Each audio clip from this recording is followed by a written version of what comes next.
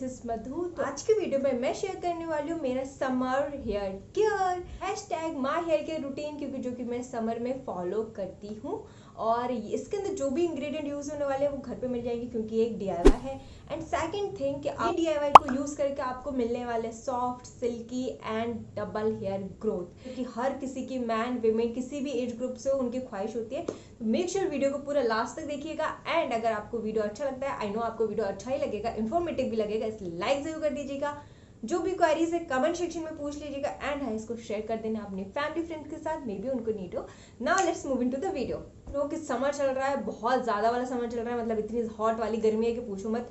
और गर्मियों में स्किन के साथ साथ हेयर से रिलेटेड भी प्रॉब्लम्स बहुत ज्यादा हो जाती है, तो वो भी खत्म हो जाएगी। इवन आपको गर्मियों की वजह से वो जो टाइनी बम होते हैं ना, छोटे छोटे से फिंगर करो ऐसे ऐसे खुजली का मन होता है और दाने टाइप के हो जाते हैं, तो वो भी खत्म हो जाएंगे। एंड आपका हेयर लॉस, हेयर फॉल, जो कि बालों का झड़ना और टूटना है, वो दोनों के दोनों कम हो जाएंगे, क्योंकि झड़ना और टूटना दोनों अलग अलग चीजें होती है। तो जब ये सारी चीजें आपके कंट्रोल हो जाएंगी, तो ये सारी चीजें जब आपकी खत्म हो जाएंगी, तो बनते हैं आपके सॉफ्ट लॉन्ग शाइनी ब्यूटीफुल से हेयर, जो कि ये वाला DIY यूज करने के बाद आपके सॉफ्ट सिल्की शाइनी हेयर हो जाएंगे। इवन आपके है वो भी डबल हेयर ग्रोथ होना स्टार्ट होगी। कैसे करने से पहले मेक श्योर आपके जो बाल हैं वो क्लीन होने चाहिए। मीन्स आपका जो हेयर वॉश है वो हो जाना चाहिए, क्योंकि अगर आप गंदे बालों में ये वाला जो टोनर है वो अप्लाई करोगे तो वो उतना ज़्यादा इफेक्टिव ना रहे। जबकि आपकी स्कैल्प क्लीन होगी और उसके बाद जब आप कोई टोनर या कुछ भी चीज़ अप्लाई करते हो, हेयर मास्क या पैक वगैरह, तो वो डायरेक्टली आपकी स्कैल्प में पेनिट्रेट होता है एंड उससे आपकी स्कैल्प हेल्दी रहेगी, तो आपके बाल भी बहुत अच्छे रहेंगे। तो सबसे पहले तो आपको बनाना है टोनर, और टोनर के लिए आपको चाहिए मेथी और कलौंजी, जो कि इजीली अवेलेबल रहती हैं आपके घर के किचन में।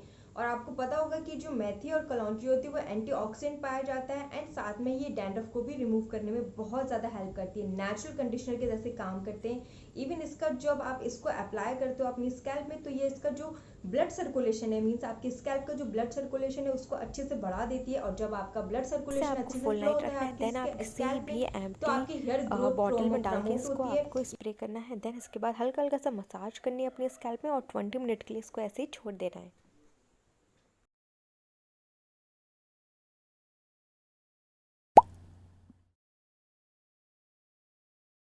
हेयर मास्क बनाने के लिए आपको चाहिए अनियन जूस, जो कि मैंने निकाल लिया। अनियन में बहुत ज़्यादा मात्रा में सल्फ़र होता है, जो कि आपके बालों के लिए बहुत ज़्यादा अच्छा होता है।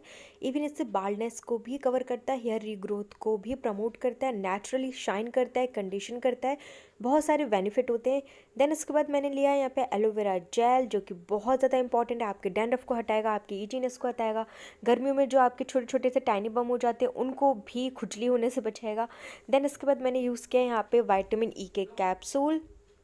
देन इसके बाद मैंने ऐड किया है इसमें कोकोनट ऑयल पतंजलि का। आप इसके अंदर ऑलिव ऑयल, कैस्टर ऑयल, या फिर आप चाहें तो इसके अंदर कोई भी अपना फेवरेट हेयर ऑयल यूज़ कर सकते हैं। अनियन ऑयल भी इवन आप इसके अंदर यूज़ कर सकते हैं। देन इसके बाद आपको एक रनी सी कंसिस्टेंसी बना लेनी है, ज़्यादा आपको इसको थिक नहीं रखना है। डिपेंड कि आपका जो एलोवेरा जेल है वो मार्केट वाला है या फिर घर का, तो उसके ऊपर डिपेंड करेगा कि आपका जो मास्क की कंसिस्टेंसी है वो किस तरीके की बनेगी। देन इसके बाद आपको अप्लाई करके इसको 1 घंटे तक रखना है और उसके बाद आपको बहुत ही ज़्यादा माइल्ड शैम्पू से इसको वॉश करना है। और उसके बाद आपको कंडीशनर जो है वो अप्लाई नहीं करना है, आपको ऐसे ही इसको छोड़ देना है। माइल्ड शैम्पू इसलिए ताकि जो अनियन की फ्रेगरेंस होगी, बहुत सारे लोगों को अनियन की फ्रेगरेंस से हेडेक होने लगता है, तो हो सकता है आप माइल्ड फ्रेगरेंस वाला शैम्पू यूज़ करेंगे तो उसकी स्मेल जो है वो चली जाएगी।